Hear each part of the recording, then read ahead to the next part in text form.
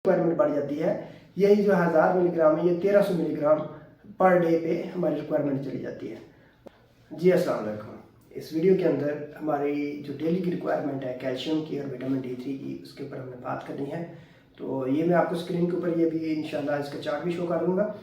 तो एक rough idea ये है कि टीन एज के अंदर 19 साल से कम जो एज है उसके अंदर हमें जो विटामिन D की डेली रिक्वायरमेंट है वो 400 इंटरनेशनल यूनिट पर डे हमें चाहिए होते हैं। और ये अगर देखा जाए कि विटामिन D ओल्ड एज के अंदर जाके अबव 55 to 60 ईयर्स के अंदर इसकी 200 टाइम्स जो है रिक्वायरमेंट बढ़ जाती है। जबकि हमारी जब स्किन जो होती है वो कम इसको बना रही होती है, तो इसका मतलब है कि हमें वो सप्लीमेंट की सूरत में इंजेक्शन फार्म या ओरल फार्म में हमें विटामिन D3 लेने की ज़रूरत पड़ेगी, क्योंकि यहाँ ये 400 milligram international unit per day चाहिए होते हैं, वो 800 इंटरनेशनल यूनिट पर डे की रिक्वायरमेंट बन जाती है। तो इसी वजह से ओल्ड एज के अंदर ख़ासुसन फीमेल्स के अंदर ये रिस्क होता है कि ये स्लिप होके गिरने से कोई कूल्हे की हड्डी टूट जाती है या कोई और फ्रैक्चर होने के चांसेस हो जाते हैं, क्योंकि कैल्शियम और विटामिन D3 की कमी की वजह से हड्डियाँ कमज़ोर होना शुरू हो जाती हैं और दांतों की कमज़ोरी भी इसी के अंदर आ जाती है। तो ये ध्यान में रख लें कि 400 इंटरनेशनल यूनिट। और कैल्शियम की रिक्वायरमेंट क्या है हमारी, ये टीन एज के अंदर 1000 मिलीग्राम, और इससे जब ओल्ड एज में कह लें ये कैल्शियम की अगेन रिक्वायरमेंट बढ़ जाती है। यही जो 1000 मिलीग्राम है, ये 1300 मिलीग्राम पर डे पे हमारी रिक्वायरमेंट चली जाती है। और कितनी हम ले सकते हैं, मैक्सिमम जो कैल्शियम है 2500 मिलीग्राम पर डे के हम ले सकते हैं।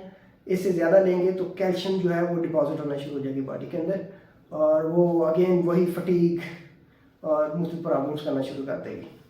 और जो विटामिन D3 है, अमूमन इसकी जो हाइपर विटामिनोसिस के केसेस बहुत कम मिले हैं कि जिसके टॉक्सिक इफेक्ट आए, लेकिन अल्टीमेटली ये भी कैल्शियम की ज़्यादती का बायस बन सकती है, जिसकी वजह से प्यास का ज़्यादा लगना, थकावट ज़्यादा होना, ये मामला हो सकते हैं।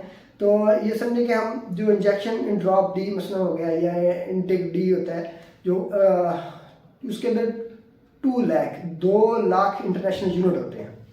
तो वो आप जिसको तो कमी है वो स्टार्ट में हम वीकली बेसिस पे देते हैं उनको, लेकिन सबसे बेहतरीन ये होता है कि पहले चेकअप करवाया जाए कि विटामिन D3 का लेवल, कैल्शियम का लेवल ब्लड के अंदर चेक किया जाए कि कितना है। अगर वो लो आता है उसके अकॉर्डिंगली उसको रिप्लेसमेंट की जाए, वरना रफली आप कह सकते हैं कि हर 3 माह के बाद आप इंजेक्शन जो विटामिन D3 का है वो ले सकते हैं, ओरल फार्म या इंजेक्टर फार्म के अंदर, मसल के अंदर भी, पट्टे के अंदर टीका लगवा सकते हैं। तो उम्मीद है कि इससे बेहतर रहेगा। और अगर हम बात करें खुराक भी इसकी रिप्लेसमेंट की, तो खुराक के अंदर सबसे पहले है मिल्क, दूध। ये समझे कि दूध का 1 कप जो होता है, 1 गिलास जो नॉर्मल साइज का है, उसके अंदर 300 मिलीग्राम कैल्शियम होती है, यानी कि आपकी डेली रिक्वायरमेंट की चौथा हिस्सा इससे पूरा हो जाएगा।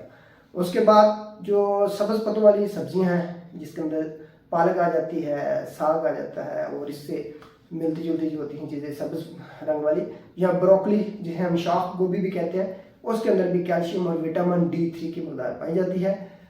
वो हम चार्ट में शो कर दूंगा कि कितनी मकदार है एग्जैक्टली।